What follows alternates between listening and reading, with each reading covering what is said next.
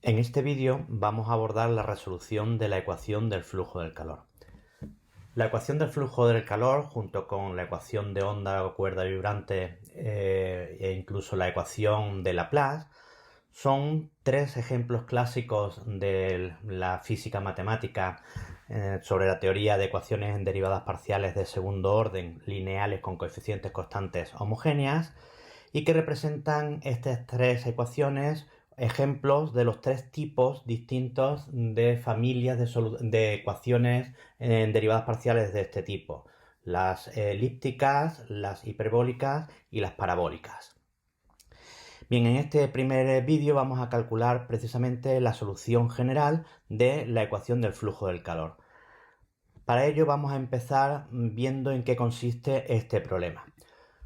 Supongamos que tenemos una varilla delgada situada sobre el eje X entre 0 y L, es decir, que tiene una longitud L, en la que vamos a suponer que es lo suficientemente delgada para despreciar su grosor con respecto a su longitud, y a la que vamos a darle una temperatura inicial f de x en cada uno de los puntos X de la varilla.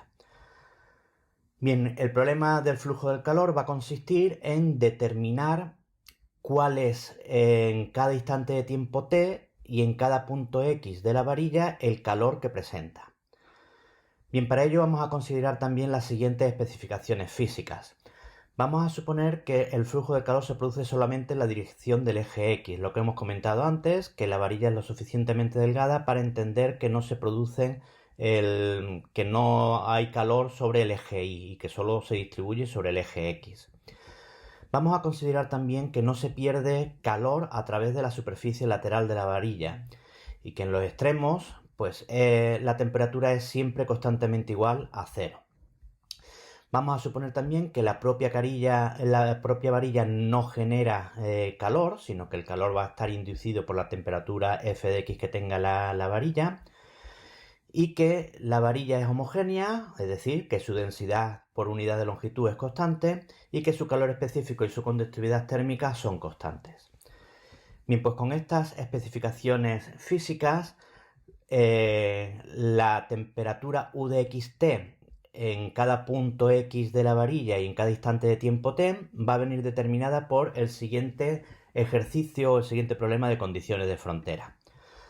Esta es la ecuación en derivadas parciales que va a regir este fenómeno físico, de la que ya hablamos también en un vídeo anterior cuando hablamos de problemas con condiciones en la frontera. Y vamos a tener estas tres condiciones, de las cuales dos de ellas van a ser condiciones en la frontera, como son estas dos, y ahora comentaremos, y una de ellas va a ser una condición inicial. Estas dos son condiciones en la frontera, puesto que me hablan de lo que ocurre en los extremos de la varilla, en el punto x igual a 0 y en el punto L igual a 0. Perdón, en el punto x igual a L. Y nos vienen a decir que en cada instante de tiempo t, para cualquier tiempo, en el extremo 0 y en el extremo L de la varilla, la temperatura siempre es constantemente igual a 0. Son condiciones frontera, puesto que están determinadas en la frontera de nuestra varilla. Por otro lado, U en x0 me viene a decir qué es lo que vale la función de calor, la solución que estamos buscando, en el instante inicial t igual a 0 en cada punto X de la varilla. Es decir, es la temperatura inicial, la f de x de la que hemos hablado antes. Y esta será una condición inicial en el instante t igual a 0. Bien, recordemos que a los problemas que combinaban tanto condiciones de frontera como condiciones iniciales se les solía llamar problemas de condiciones de frontera. Bien, la constante K que aparece en la ecuación en derivadas parciales es proporcional a la conductividad térmica y se llama difusividad térmica. Bien, pues pasamos ahora a resolver este ejercicio. Bien, para resolver este ejercicio lo que vamos a hacer va a ser uso del principio de superposición y del método de separación de variables. Recordemos que el principio de superposición venía a decirnos que si encontrásemos infinitas soluciones de la ecuación en derivadas parciales, que verifiquen también las condiciones iniciales o las condiciones de frontera, si encontramos infinitas soluciones, Las sumas multiplicadas por constantes arbitrarias cada una de estas funciones me proporciona una serie que es solución de la ecuación. Por tanto, el objetivo será encontrar las infinitas soluciones de la ecuación y multiplicarlas por constantes arbitrarias y formar la serie correspondiente para obtener la solución general. Para poder encontrar esas infinitas soluciones, lo que vamos a hacer es uso del método de separación de variables. Bien, pero para abordar ese método de separación de variables vamos a necesitar subdividir el problema este en dos partes. Vamos a considerar primero un subproblema P, que va a ser el considerado por la propia ecuación en derivadas parciales junto con las dos condiciones de frontera. Ahora un poquito más adelante vamos a ver por qué tenemos que partir el ejercicio por aquí. Y una vez que tengamos resuelto este subproblema P, impondremos en la solución que hayamos obtenido para este ejercicio la última condición, la condición inicial. Bien, pues pasamos a resolver este ejercicio, este subproblema P. Bien, lo que vamos a hacer es, partiendo de esta ecuación en derivadas parciales, lo que hemos dicho, vamos a encontrar infinitas soluciones y una vez que tengamos las infinitas soluciones, aplicaremos el principio de superposición. Y para poder calcular esas infinitas soluciones vamos a hacer uso del método de separación de variables. Y lo primero que hacemos es justificar que para esta ecuación en derivadas parciales podemos utilizar dicho método. Bien, pues podemos utilizarlo porque, como observamos, esta ecuación es una ecuación en derivadas parciales de segundo orden, solo aparecen derivadas de segundo orden como mucho, lineal, porque aparece la incógnita derivada en sumandos independientes, con coeficientes constantes, ya que está acompañado por k y un menos 1, y es homogénea porque está igualada a 0. Además, en esta ecuación en derivadas parciales no aparece el término mixto derivada segunda de u con respecto a x y con respecto a t. Y estas eran las dos premisas para poder utilizar el método de separación de variables, que fuese una ecuación en derivadas parciales lineal con coeficientes constantes homogéneas y que careciese de este término mixto. Por tanto, podremos utilizar el método de separación de variables para resolver la ecuación. Recordemos que dicho método consistía en buscar, ensayar soluciones u que dependan de x y de t, pero de forma separada. Es decir, vamos a buscar soluciones u de xt que sean de la forma una función x mayúscula que dependa exclusivamente de x y una función t mayúscula dependiente exclusivamente de t, la multiplicación de ambas. Nuestro objetivo, por tanto, será intentar resolver la x por un lado, intentar resolver la t por otro, y su multiplicación nos proporcionará las funciones u que vamos buscando. Una vez que tengamos resueltas todas las u's y tengamos las infinitas soluciones, y no antes, cuando las tengamos todas, aplicaremos el principio de superposición. Bien, pues teniendo en cuenta que vamos a buscar soluciones de esta forma, vamos a ver en qué se traduce o cómo transformar nuestra ecuación en derivadas parciales. Concretamente, si la u es igual a x por t, parcial de u con respecto a x será, pues derivando esto con respecto a x, la t es una constante que saldría fuera de esa derivación y tendríamos que multiplicar por la derivada de x con respecto a x. Para poder obtener el primero de los términos que aparecen en la ecuación en derivadas parciales, debemos de derivar una vez más con respecto a x. Y la derivada segunda de u con respecto a x dos veces será, pues nuevamente teniendo en cuenta que estamos derivando con respecto a x, t de t será una constante para esa derivación de esa derivada. Y por tanto nos quedará la propia t por la derivada segunda de x con respecto a x dos veces. De forma similar, el otro término, el otro sumando que aparece en la ecuación en derivadas parciales, la derivada de u con respecto a t, teniendo en cuenta que la u es x por t, será, al derivar con respecto a t, en este caso la x es la que es constante, y será x de x, por la derivada de t con respecto a t.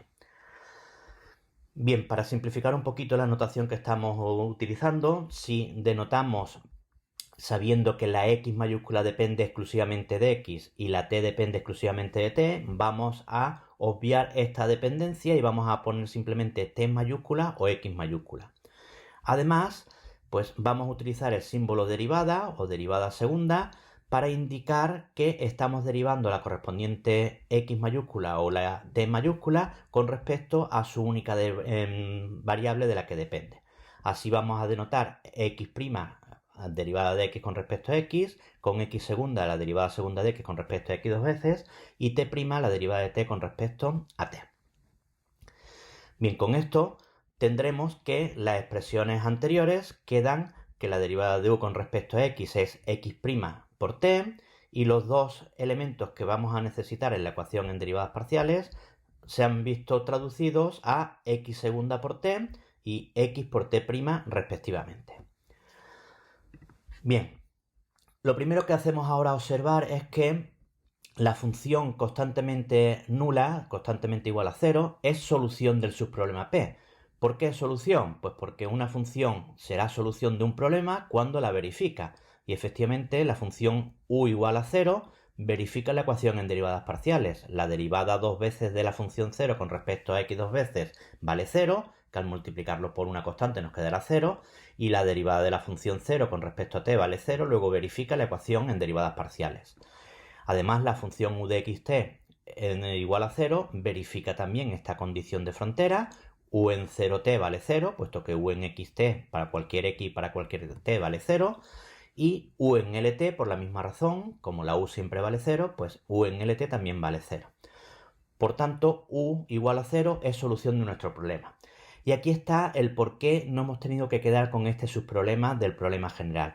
La otra condición del problema de la ecuación del flujo del calor, la condición inicial u en x0 igual a f de x, no es verificada por u en xt igual a 0. Y por tanto no podíamos hacer esta afirmación. Esta afirmación va a ser bastante importante y por lo que vamos a ver a continuación a la hora de la resolución del problema, ya que esto nos va a dar bastante juego y nos va a simplificar bastante el problema. Por eso ha sido lo de pararnos y dividir el problema en dos subproblemas, primero este que estamos analizando ahora y después cuando lo tengamos resuelto le impondremos la última de las condiciones, la condición inicial. Bien, como esta función ya es la solución, es una solución del problema y ya la conocemos, nuestro objetivo por el método de separación de variables va a ser intentar encontrar soluciones que sean distintas de ellas, porque esta ya la conocemos. Por tanto, nos centraremos en intentar buscar soluciones que sean distintas de la trivial, soluciones distintas de 0. Y teniendo en cuenta que la u que estamos buscando es x por t, bastará para ello encontrar soluciones que nos aseguren que la x es distinto de 0 y que la t sea distinto de 0, ya que en cualquier otro caso, si la x vale 0 o la t vale 0, el producto de esa que vale 0 por la otra nos quedaría que es 0, solución trivial, que ya la conocemos. Bien, esto va a ser fundamental porque, como vamos a ver, el ejercicio se va a empezar a ramificar con distintas opciones y si alguna de las opciones nos lleva a que la x vale 0 o que la t vale 0, pues por esa rama ya no tendremos que seguir porque esa rama nos llevaría a la solución trivial que ya conocemos y cogeríamos otras opciones. Bien, pues teniendo todo esto en cuenta, vamos a intentar ahora a reformular nuestro problema atendiendo a estas consideraciones.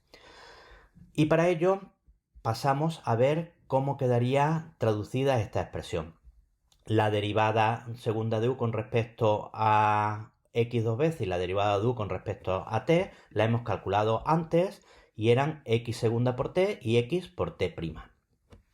Bien, de esta expresión lo que podemos hacer es separar variables. En eso consistía el método de separación de variables, agrupar las expresiones que tienen x por un lado y las expresiones que tienen t por otro.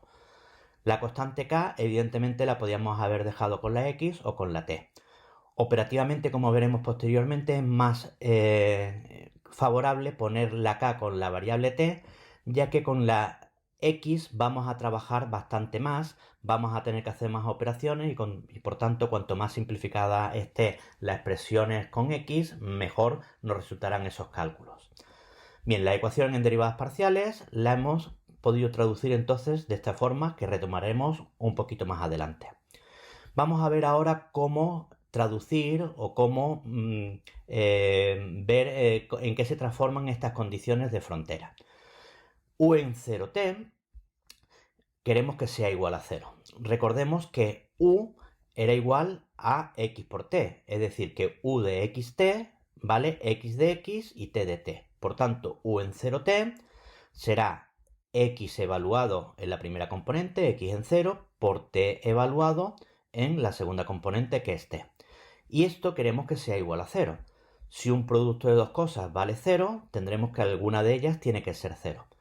Pero teniendo en cuenta que t de t, si la t de t fuese 0 para todos los valores de t, nos llevaría a la solución trivial, y que esa no la estamos buscando porque esa ya la tenemos. Pues para que esto sea operativo tendremos que buscar soluciones que la t de t sea distinta de 0, y por tanto este producto, sabiendo que la t de t que vamos buscando sea distinta de 0, se traduce en que x en 0 valga 0. Luego la condición de frontera u en 0t igual a 0 se nos transforma en una condición de la forma x en 0 igual a 0. De forma totalmente análoga, la condición de frontera u en lt igual a 0 nos llevará a que u evaluado en lt será x evaluado en l por t evaluado en t. Y nuevamente un producto de dos cosas va a valer 0 cuando alguna de ellas vale 0. Teniendo en cuenta que estamos buscando soluciones que la t de t sea distinto de 0, luego nuevamente tenemos que la t de t va a ser distinto de 0. En este producto, si sabemos que la t de t es distinto de 0 y queremos que sea 0, es porque la x de l tiene que ser forzosamente igual a 0.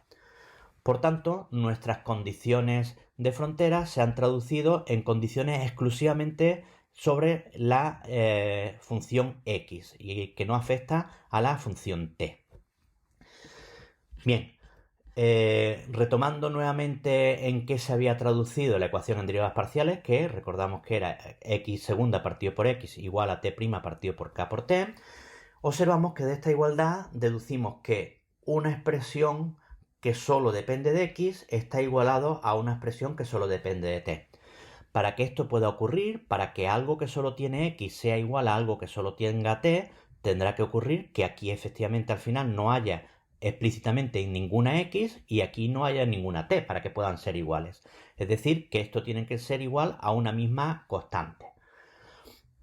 Luego, en esta expresión lo que deducimos es que esta igualdad tiene que ser igual también a una misma constante, el c.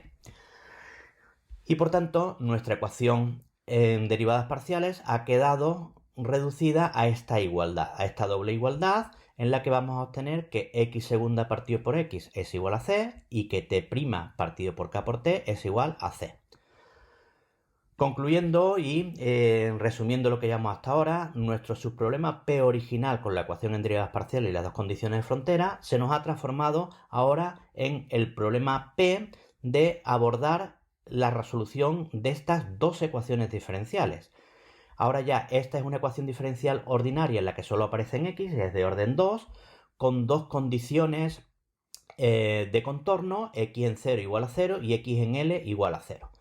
Y de la otra igualdad de esta sacamos que esta ecuación diferencial, en este caso de orden 1, t' partido por k por t, tiene que ser igual a constante c. Bien, como hemos comentado ya anteriormente y como estamos viendo, vamos a tener más información sobre la variable x, ya que tenemos estas dos condiciones adicionales. Luego, la estrategia a seguir va a ser resolver primero la x, utilizar sus condiciones que tenemos de x en 0 y x en l, y en el caso de que obtengamos soluciones distintas de 0 para la x, para esos casos calcularemos la t. Si al resolver la x llegamos que la x va a valer 0, nos ahorraremos resolver la t, puesto que recordemos que la u que estamos buscando es x por t. Si la x ya vale 0, sin necesidad de conocer cuánto vale t, 0 por t valdrá 0. De ahí también el hecho de que hayamos pasado la k, que teníamos opción antes de haberla puesto con la x o con la t, puesto que vamos a trabajar más con la x. Bien, y ahora vamos a tener que distinguir distintos casos. Y estos casos van a venir determinados por la siguiente razón. Observemos esta ecuación diferencial, que es nuestro objetivo ahora resolver. Y esta ecuación diferencial es una ecuación diferencial lineal con coeficientes constantes. En el momento que pasemos la x para allá y c por x al primer término, homogénea de grado 2. El polinomio característico vendría dado en términos de r cuadrado menos c igual a 0, o r cuadrado igual a c. Por tanto, las raíces de ese polinomio característico van a venir determinadas por la raíz cuadrada de c, puesto que nos queda r cuadrado igual a c. Y por tanto, si este c es positivo, es 0 o es negativo, tendremos raíces de distintas naturalezas. Concretamente, si el c es positivo, vamos a tener raíces reales simples y por tanto la solución de x van a ser una combinación de dos exponenciales. Si la c fuese igual a 0, vamos a tener una solución real doble. Y si la c es negativa, vamos a tener una solución compleja conjugada, y por tanto la x va a venir en términos de senos y cosenos. Luego, por esta necesidad de poder saber la naturaleza de las raíces del polinomio característico, tenemos que distinguir ahora esos otros casos. Y por eso pasamos ahora a indicar que esa constante c puede ser negativa, nula o positiva. Insistimos que esto viene requerido para poder resolver la ecuación diferencial en x. Y ahora lo que tenemos que hacer es analizar estos tres casos. Evidentemente esos tres casos los podríamos analizar en el orden que nos diese la gana, pero lo que sí es importante recordar es que lo que estamos buscando es infinitas soluciones para la x. Para aquellas que sean distintos de cero encontraremos también soluciones en t. El producto de ambas, x por t, nos proporcionará soluciones para la u. Y aplicando el principio de superposición las sumaremos todas multiplicadas por constante y obtendremos la solución general del problema. Pero no podremos aplicar ese principio de superposición hasta que no tengamos todas las soluciones. Es decir, que estos tres casos, en el orden que queramos hacerlo, ahora la c negativa, nula o positiva, analizaremos los tres casos en el orden que queramos, pero hasta que no tengamos los tres analizados no podremos aplicar el principio de superposición. Bien, pues vamos a empezar con el caso C negativo. Para asegurarnos que el caso en el que estamos considerando es efectivamente una constante C negativa, podemos hacer que C sea de la forma menos lambda al cuadrado. Alguien al cuadrado es positivo, con el signo menos tenemos asegurado que es negativo. Y para asegurarnos que no estamos en el caso nulo, le vamos a exigir que el lambda sea mayor que 0. Bien, esto no solo nos servirá para asegurarnos que estamos en el caso C negativo, sino que, como hemos comentado antes un poco por encima, las raíces del polinomio característico de la x van a venir en términos de la raíz de c. Si la c la tenemos puesto en términos de alguien al cuadrado, esa raíz de c será más operativa porque va a venir en términos de esta raíz cuadrada de algo al cuadrado y va a ser mucho más manejable que no tener que estar trabajando con raíces de constantes. Bien, pues una vez que estamos en este caso, pasamos a resolver el problema en cuestión. El subproblema P, recordemos que consistía ahora en resolver dos ecuaciones diferenciales ordinarias. Bien, concretamente la primera vamos a expandirla un poquito y nos queda, pasando la x con el lambda cuadrado y el lambda cuadrado x posteriormente al primer término, nos queda esta ecuación diferencial. Ecuación diferencial que, como vemos, es una ecuación diferencial lineal con coeficientes constantes, homogénea y de orden 2.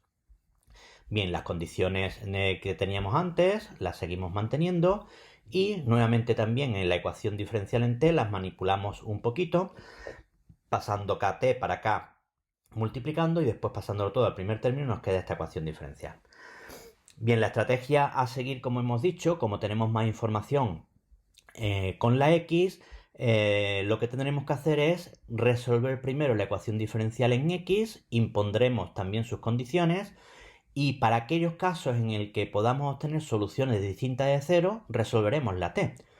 Porque si la x nos da directamente 0, nos ahorraremos calcular la t, porque recordemos que estamos intentando resolver la x por separado y la t por separado, pero que nuestro objetivo es después multiplicarla, porque la u es x por t. Luego, operativamente, lo que vamos a hacer es resolver primero la x, imponer sus condiciones de x en 0 igual a 0 y x en l igual a 0, y en el caso en que encontremos soluciones distintas de 0, para esos valores calcularemos la t. Bien, pues pasamos a resolver la ecuación diferencial en x.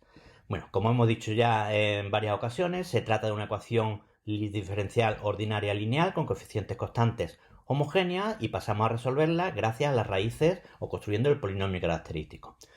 Bien, el polinomio característico generalmente lo habíamos expresado con la variable lambda, como lambda la estamos utilizando, utilizaremos ahora la variable r para el polinomio característico.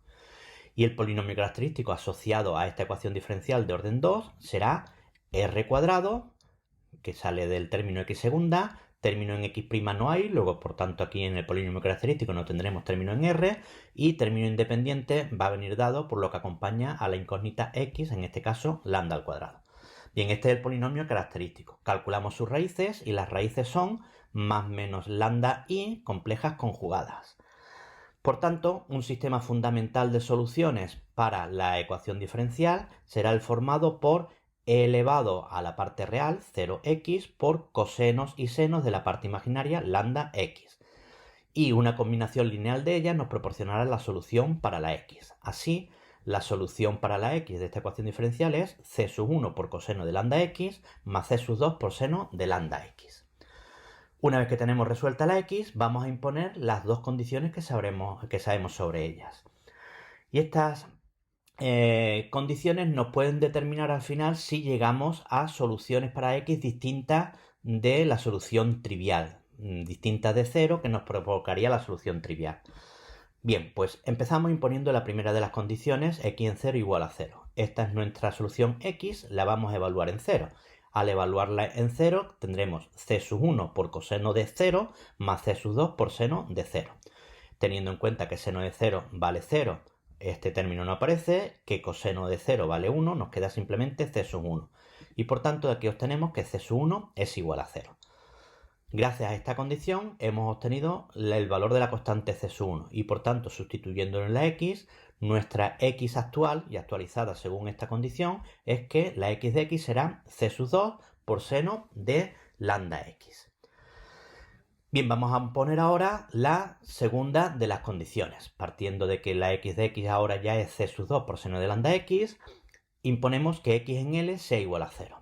Bien, pues en esta x sustituimos la x minúscula por L y obtendremos que c sub 2 por el seno de lambda L debe ser igual a 0 como nos indica esta condición.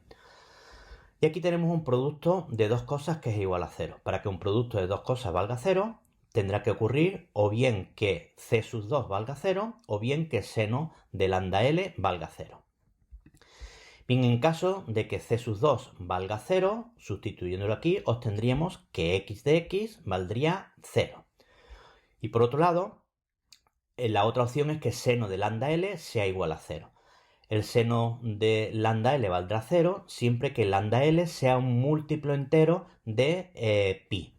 Pero teniendo en cuenta que tanto el lambda que supusimos al principio por estar en el caso de constante negativa, dijimos que era positivo, y L es la longitud de la varilla, tanto lambda como L son positivos, pues de esta igualdad en el que lambda y L son positivos, el n se deduce que tiene que ser positivo también, puesto que pi es una constante positiva. Luego las únicas opciones que vamos a tener aquí las restringimos a que n puede ser cualquier número natural, 1, 2, 3 puntos suspensivos. Es importante hacer notar siempre que aparezca una expresión en la que va a depender de este n, que la n tenemos que indicar cuáles son su rango de valores, puesto que si no lo indicásemos estaríamos diciendo que solo es para un n concreto y por tanto no tendríamos las infinitas soluciones que vamos buscando.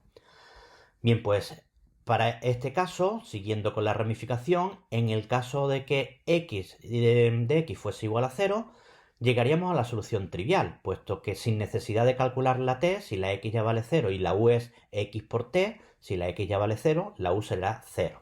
Y por tanto, por esta rama de arriba, la única solución que obtenemos es la solución trivial que ya conocíamos. Mientras que por abajo vamos a poder tener otras soluciones. Concretamente, de los posibles candidatos a constante c que venían determinados por lambda, los valores que hacen que esta función verifique la condición inicial son aquellos para los que lambda vale npi partido por L, con n infinitas variantes, como son infinitos valores, 1, 2, 3 puntos suspensivos. Por tanto, para estos valores de lambda se verifica también esta condición inicial y obtenemos que si la c sub 1 vale 0, que obtuvimos con la otra condición, y lambda es igual a npi partido por L con n igual a 1, 2, 3 puntos suspensivos, obtenemos que la x de x sería c sub 2 por seno de npi partido por L por x. Estas serían soluciones que van a ser distintas de la trivial y además tenemos infinitas soluciones, tantos como valores le podemos dar a n. Por tanto, en este caso, y retomando nuestro subproblema P, acabamos de resolver la X con sus dos condiciones iniciales, con sus dos condiciones X en 0 igual a 0 y X en L igual a 0, y hemos encontrado soluciones distintas de la trivial. Por tanto, como hemos encontrado soluciones distintas de 0, para esos valores concretos de lambda vamos a resolver ahora la ecuación diferencial en t. Bien, lo que vamos a hacer, aunque sabemos ya los valores de lambda en la forma que tienen, para de forma operativa no tener que ir arrastrando esa expresión, vamos a resolver la ecuación diferencial en t dejando la lambda indicada, y una vez que la tengamos resuelta, sustituiremos lambda por los valores conocidos que hemos calculado antes. Bien, pues pasamos ahora a resolver la ecuación diferencial en t. Observemos que esta es una ecuación diferencial de primer orden y que incluso lo podríamos considerar de variables separables. Podríamos agrupar la t con el diferencial de t, la t mayúscula con su derivada, y podríamos separar variables. Pero ya que estamos con ecuaciones diferenciales lineales con coeficientes constantes, observamos que esta también es una ecuación diferencial lineal con coeficientes constantes, en este caso de orden 1, homogénea. Y por ello podremos utilizar también la técnica de construir o calcular su solución buscando las raíces del polinomio característico. Nuevamente el polinomio característico lo vamos a hacer en términos de la variable r en vez de lambda, que es la habitual, porque lambda está siendo utilizada. El polinomio característico asociado a esta ecuación será r, que viene de t', y del término en t obtenemos el término independiente del polinomio. Evidentemente, polinomio de grado 1, cuya raíz es r igual a menos k por lambda al cuadrado, nos da la única raíz que tiene este polinomio característico. Por tanto, como se trata de una raíz real simple, elevado a esta raíz por la variable t, me proporcionará un sistema fundamental de soluciones, el cual al multiplicarlo por constante arbitraria nos proporcionará la solución para la t. Así, como en este ejercicio ya hemos utilizado antes la C1 y la C2, utilizamos una tercera constante C3, la solución para t será C3 por elevado a menos k lambda cuadrado t. Como para t no tenemos ninguna condición, no podemos hacer nada más con la t. Lo único que podremos hacer posteriormente será sustituir lambda por los valores que hayamos encontrado. Bien, pues recapitulando para este caso, hemos encontrado infinitas soluciones para la x, que eran de la forma c2 seno de npi partido por l por x, con n igual a 1, 2, 3 puntos suspensivos. Y para la t hemos obtenido c3 por elevado a menos lambda cuadrado kt, en el que ahora ya sustituyendo la lambda por su valor, como está al cuadrado, será n cuadrado pi cuadrado partido por l al cuadrado. Y nuevamente con n igual a 1, 2, 3 puntos suspensivos. Bien, recordemos que las soluciones que estábamos buscando u eran productos de la x y de la t. Por tanto, en este caso, considerando ese producto es x por t, multiplicamos estas dos expresiones y obtenemos este resultado. Bien, en este caso podemos operar de la siguiente forma. Un producto de dos constantes arbitrarias c2 y c3, si c2 es un cualquier número y c3 cualquier número, al multiplicar dos constantes arbitrarias, pues nos proporciona, o podríamos sustituirlo por una única constante arbitraria, y la sustituimos por ello. Pero aprovechamos esa sustitución de una constante arbitraria por el producto de c3 y le ponemos un subíndice a esa constante. ¿Por qué? Pues porque aquí tenemos una familia de infinitas soluciones, tantas como n tenemos, y por tanto cada una de ellas podría venir acompañada por constantes distintas. Por eso, para indicarlo, le hemos puesto un subíndice a esas constantes arbitrarias que acompañan a seno de npi partido por lx por e elevado a menos n cuadrado pi cuadrado partido por l al cuadrado por k por t. Por tanto, acabamos de encontrar estas infinitas soluciones para x por t, que es candidatas o soluciones para la u. Ahora estaríamos tentados, ya que tenemos aquí infinitas soluciones, sumarlas todas aplicando el principio de superposición. Pero recordemos que el principio de superposición lo vamos a aplicar y solo lo podremos aplicar cuando tengamos calculadas todas las soluciones. Aquí tenemos ya infinitas soluciones, pero recordemos que estábamos analizando distintos casos y este es el primero de ellos. Luego, antes de poder aplicar el principio de superposición, tenemos que terminar analizando los otros dos casos, que como vamos a ver, van a ser bastante más cortos que este que acabamos de calcular. Bien, pues pasamos ahora a la segunda opción que teníamos con la constante, que podría ser ahora el caso C nulo, es decir, C igual a 0. Si C es igual a 0, el subproblema P que estamos analizando, que tenemos que resolver, es x segunda partido por x era igual a c, en este caso 0, con sus dos condiciones, x en 0 igual a 0 y x en L igual a 0, y la ecuación diferencial en t nos quedaba t' partido por k por t igual a c, en este caso la c vale 0. Y procedemos de la misma forma. Vamos ahora a manipular estas expresiones y nos quedan muy facilitas. X segunda igual a 0 y t' igual a 0, con las condiciones sobre la x que tenemos. Bien, la estrategia a seguir es la misma que hemos utilizado antes. Vamos a resolver primero la x con sus condiciones y solo en el caso o para los casos que podamos encontrar soluciones distintas de x igual a 0, calcularemos la t. Bien, pues para ello empezamos resolviendo x segunda igual a 0. En este caso no hace falta ni recurrir a polinomio característico ni nada, sino que si la derivada segunda de nuestra función incógnita vale 0, lo que podremos hacer será integrar dos veces. Si integramos una vez, al integrar una vez nos quedará x' igual a constante, y si integramos una vez más, recordando que la x depende de la x minúscula, la solución para la x será c sub 1 por x más c sub 2. Bien, solución que evidentemente también podríamos haberla construido basándonos en que esta es una ecuación diferencial lineal con coeficientes constantes homogéneos, cuyo polinomio característico habría tenido la solución 0 doble. Bien, una vez que tenemos la solución para la x, imponemos ahora las dos condiciones que tenemos sobre la x, es decir, x en 0 igual a 0 y x en L igual a 0. Y en el caso de que obtengamos soluciones distintas de 0, nos provocará posibles soluciones distintas de la trivial de nuestra función, de nuestra ecuación del flujo del calor. Bien, imponiendo que x en 0 sea igual a 0, teniendo en cuenta que esta es la x, tendremos, al sustituir la x por 0, c sub 1 por 0 más c sub 2, de lo que obtenemos que c sub 2 vale 0. Y por tanto, si c sub 2 vale 0, sustituyéndolo aquí, nuestra x queda recalculada de forma que x es igual a c sub 1 por x. Imponemos ahora la segunda de las condiciones, que x en L sea igual a 0, teniendo en cuenta que nuestra nueva x viene ya reformulada de esta forma, tendremos que al sustituir la x por L nos quedará c sub 1 por L igual a 0. Y nuevamente nos encontramos ante un producto de dos cosas que está igualado a 0, y por ello se ramifica en dos opciones. O bien c sub 1 vale 0, o bien L es igual a 0. Bien, ¿qué ocurre en el primer caso? Si c sub 1 es igual a 0, como la x era c sub 1 por x, la x valdrá 0. Y por tanto, si la x vale constantemente igual a 0, como la u era x por t, sin necesidad de calcular la t, la u será 0, obteniendo en esta rama la solución trivial que ya conocíamos. Por otro lado, la otra opción que tenemos es que L fuese igual a 0, pero esto es imposible. Esto no es posible ya que L es la longitud de la varilla, y si la longitud fuese 0 no tendríamos problema, no tendríamos varilla.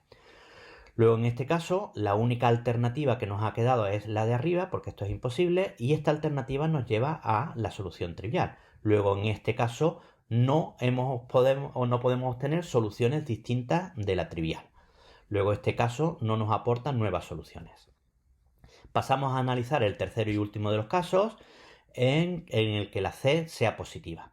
Nuevamente, para asegurarnos que la c es positiva, la vamos a hacer que c sea igual a un cierto lambda al cuadrado. Con esto tendremos asegurada que la c es positiva y le podremos exigir, por ejemplo, que el lambda sea mayor que 0.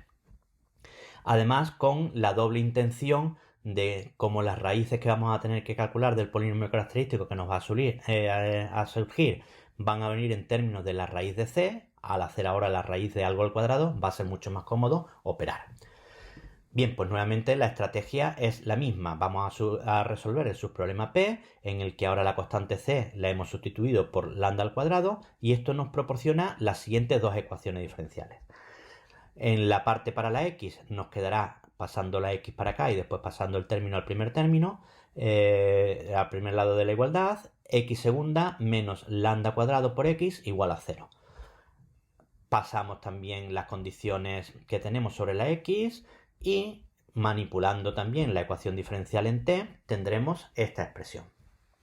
Nuevamente la estrategia a seguir es la misma de siempre. Vamos a resolver la x, vamos a imponer sus condiciones que tenemos sobre ella y solo en caso de que obtengamos soluciones distintas de 0 calcularemos la t. Luego esta es la estrategia que vamos a seguir como hemos venido haciendo hasta ahora.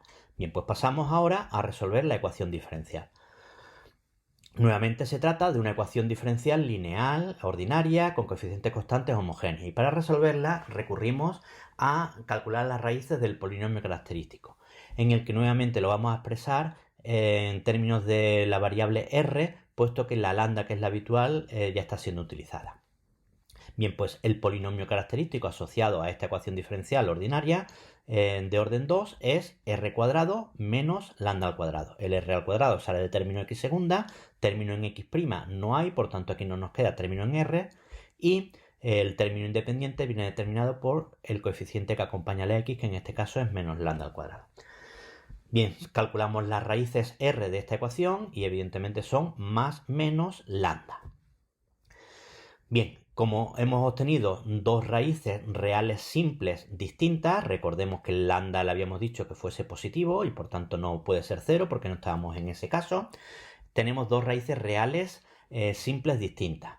Por tanto, un sistema fundamental de soluciones para esta ecuación diferencial va a ser el formado por e elevado a lambda x y e elevado a menos lambda x. Y una combinación lineal de ellas nos va a proporcionar la solución general de la función o de la ecuación diferencial. Bien, concretamente obtendremos que la solución en este caso es x de x igual a c sub 1 por e elevado a lambda x más c sub 2 por e elevado a menos lambda x.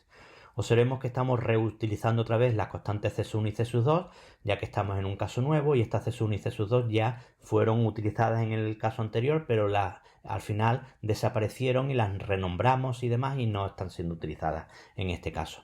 Las podemos volver a utilizar porque están liberadas, digamos. Bien, una vez que tenemos la x, vamos a imponer las dos condiciones que tenemos sobre ella.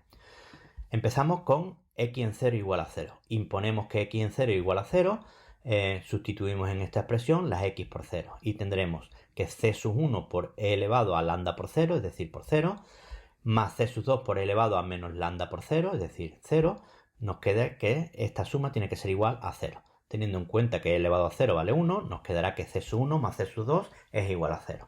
Y por tanto, de esta primera condición de x en 0 igual a 0, obtenemos esta relación entre las constantes c sub 1 y c sub 2. Despejando una en términos de otra, podemos despejar y c sub 2 la podríamos considerar como menos c sub 1. Llevando esta información a la ecuación que teníamos, a la solución que teníamos para la x, sustituimos c sub 2 por menos c sub 1 y obtenemos que esta condición de x en 0 igual a 0 nos simplifica la expresión de la x de esta forma. La x de x va a ser de la forma c sub 1 por e elevado a lambda x menos c sub 1 por e elevado a menos lambda x. Bien, imponemos ahora la segunda de las condiciones que tenemos con la x, es decir, que x en L sea igual a 0. Sustituimos la x minúscula por L en esta expresión y nos quedará que c sub 1 por e elevado a lambda L menos c sub 1 por e elevado a menos lambda L tiene que ser igual a 0 como nos indica la condición. Bien, pues vamos a operar aquí para ver qué podemos obtener. Lo primero que vamos a hacer es sacar factor común c sub 1 y c sub 1 sale factor común de elevado a lambda L menos elevado a menos lambda L. Y este producto de nuevo lo tenemos igualado a 0. Y por tanto vamos a operar de la misma forma justificando que un producto de dos cosas vale 0 cuando uno de ellos vale 0. Y por tanto se nos ramifica en dos opciones. O bien que c sub 1 vale 0 o bien que este paréntesis vale 0.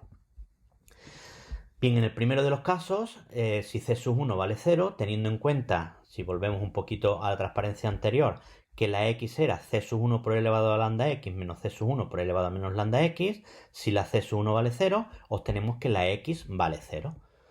Luego, por tanto, de c sub 1 en esta opción c sub 1 igual a 0, nos lleva a que x en 0, en que x de x vale 0. Por otro lado, en esta segunda opción, e elevado a lambda L menos e elevado a menos lambda L, vamos a operar y vamos a ver qué obtenemos. De aquí obtendríamos que evidentemente e elevado a lambda L es igual a e elevado a menos lambda L. Volviendo con las dos opciones, en la primera obtendremos que si la x de x vale 0, sin necesidad de calcular la t, la u va a ser 0, porque la u recordemos que era x por t. Si la x ya vale 0, sin necesidad de calcular la t, 0 por t va a ser 0 y obtendríamos la solución trivial. Luego de la primera de la ramificación, de la primera de las opciones que tenemos, llegamos a la solución trivial que ya conocíamos. Vamos a ver qué ocurre con la segunda parte de la oportunidad que tenemos. Evidentemente, si dos exponenciales son iguales, esto ocurrirá solo y solo si sus exponentes son iguales. Es decir, que para que esto se verifique, tiene que ocurrir que lambda L sea igual a menos lambda L. Operamos pasando todo al primer término y esto ocurrirá cuando 2 por lambda L sea igual a 0. Y nuevamente tenemos un producto de cosas que es igual a 0. El 2 evidentemente lo podemos simplificar porque es distinto de 0, pero aquí sí nos ramificará también en dos nuevas oportunidades o dos nuevos casos en el que esto puede ser así. Y es que lambda sea igual a 0 o L sea igual a 0. Analizamos cada uno de ellos.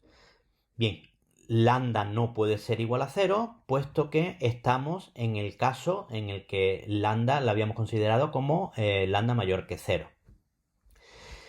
L igual a 0 tampoco se puede dar, no es posible, puesto que L es la longitud de la varilla, y si L fuese igual a 0, la longitud sería 0 y no tendríamos problemas. Luego L igual a 0 tampoco es posible. Luego, en esta ramificación del problema no es posible y no tendríamos ninguna solución. Y en la otra solo hemos encontrado la solución trivial. Y por tanto, en este tercer caso de la constante, que podría ser positiva, negativa o nula, en este tercer caso que estábamos abordando, que era que el caso de la constante fuese positiva, no hemos encontrado soluciones distintas a la trivial. Bien, ahora ya sí tenemos todos los casos resueltos y lo que vamos a hacer ahora es poner una tabla resumen de lo que hemos obtenido. Cuando hemos abordado el caso C negativo, hemos obtenido infinitas soluciones distintas de la trivial. A sub n por seno de n pi partido por l por x por e elevado a menos n cuadrado pi cuadrado partido por l al cuadrado por k por t, con n igual a 1, 2, 3, punto suspensivo. Infinitas soluciones. Mientras que en los otros dos casos, las únicas soluciones que hemos obtenido es la solución trivial. Bien, pues ahora y solo ahora, una vez que ya hemos obtenido y abordado la resolución y las distintas soluciones que podíamos obtener, ya tenemos todas las soluciones. Y una vez que tenemos todas las soluciones, ya podemos estar en disposición de abordar la solución general mediante el teorema o mediante el principio de superposición. Insistimos en que, aunque fuese muy tentador y aunque supiésemos a priori o ahora ya podemos saber que de los casos constante nula o constante positiva no íbamos a obtener soluciones, no podíamos aplicar el principio de superposición solo cuando conocíamos estas infinitas soluciones, porque antes teníamos que analizar todas las posibles soluciones. Bien, pues ahora y solo ahora estamos en disposición de poder utilizar ese principio de superposición. Y en virtud de tal principio de superposición, la solución general será la suma de todas las soluciones obtenidas. Y finalmente obtenemos ya por fin la solución de nuestro subproblema P. Y es la suma de todas las soluciones que hemos obtenido, formarán una serie, la serie desde n igual a 1 hasta infinito, de a sub n por el seno de este argumento por elevado a esta expresión. Bien, y esta será la solución general de nuestro subproblema P, en el que podemos hacer notar que, evidentemente, la solución trivial de la que tanto hemos hablado a lo largo del ejercicio está dentro de esta solución y se obtendría cuando todos los a sub n valiesen 0, obtendríamos aquí la solución trivial. Luego, evidentemente, la solución trivial que conocíamos de antes está recogida dentro de esta solución general. Bien, pues con esto acabamos de resolver el subproblema P de la ecuación del flujo del calor. Es decir, aquella parte que nos habíamos quedado en la que solo utilizábamos la ecuación en derivadas parciales y las dos primeras condiciones, las condiciones de frontera. Para abordar ya la solución definitiva de la ecuación del flujo del calor, tenemos que imponer ahora la última de las condiciones que tenemos. Adelantamos ya que esta condición nos va a permitir determinar lo único que todavía no tenemos determinado en la solución anterior. En la solución anterior, pues la n sabemos que está variando y que va a sumarse entre 1 e infinito, el pi es una constante, el L es la longitud de la varilla, luego todo es conocido, salvo los a sub n. Estos a sub n los vamos a poder determinar gracias a esta última condición. Bien, partiendo de eso, partiendo de la solución general que hemos obtenido para el subproblema P anterior, lo que vamos a hacer ahora es imponer esta última condición para determinar estos a sub n. Bien, pues vamos a hacer esa imposición. Recordemos que la f de x no es más que u evaluado en x0 y que la u evaluado en xt la tenemos aquí. Luego, si queremos evaluar la u en x0, en esta expresión que tenemos para la xt, la x la dejamos igual porque la x sigue siendo x y todas las apariciones de t las sustituimos por 0. Así estaremos evaluando en x0. Luego en esta expresión dejamos la x como está y las t las sustituimos por 0. ¿Qué ocurre en este caso? Pues que la única t que aparece está en el exponente de la exponencial y lo que tendremos que será e elevado a menos algo por 0, nos queda 0. E elevado a 0 y por tanto nos queda 1. Luego toda esta expresión desaparece al evaluarlo en x0. Y por tanto nos queda que u en x0 es la serie desde n igual a 1 hasta infinito de a sub n por el seno de npi partido por l por x. Y recordemos que u en x0 es precisamente f de x. Luego obtenemos esta igualdad.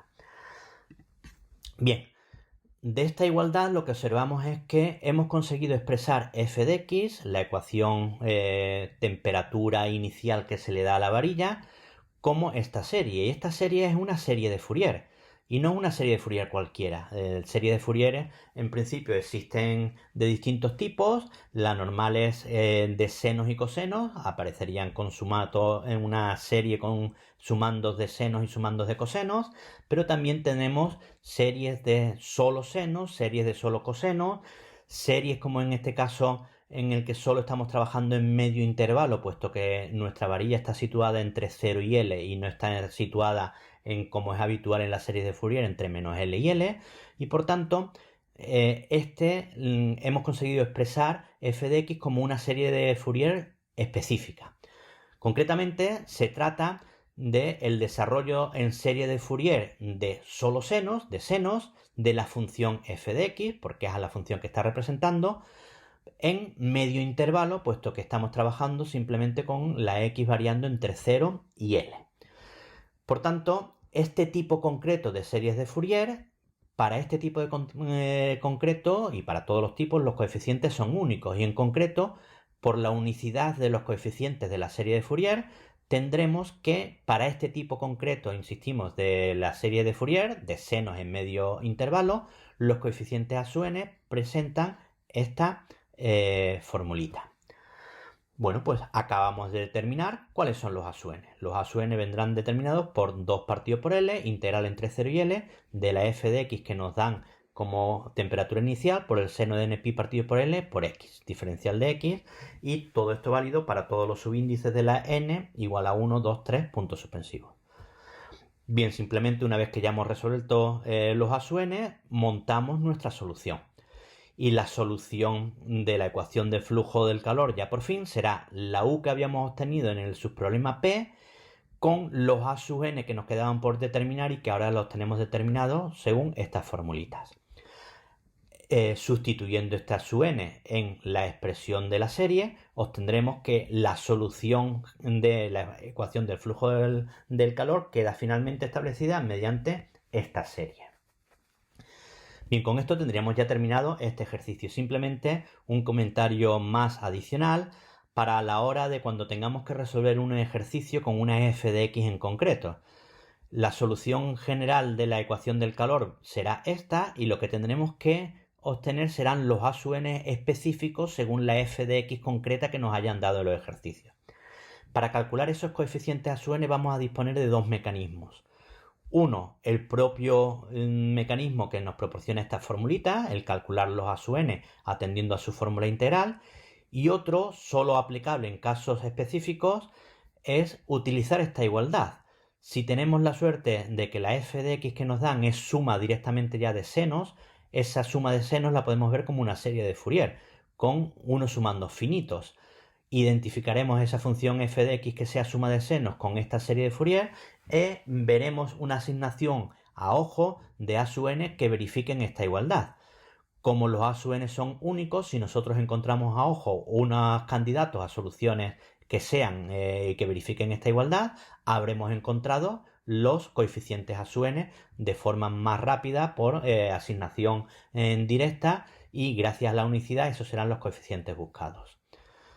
Bien, por tanto, para que queden claro también estas ideas, os recomendamos que veáis los vídeos que tenéis también en nuestro canal de Edumaticus sobre resolución de la ecuación de flujo del calor para casos concretos en el que la f de x viene dada con unos valores concretos.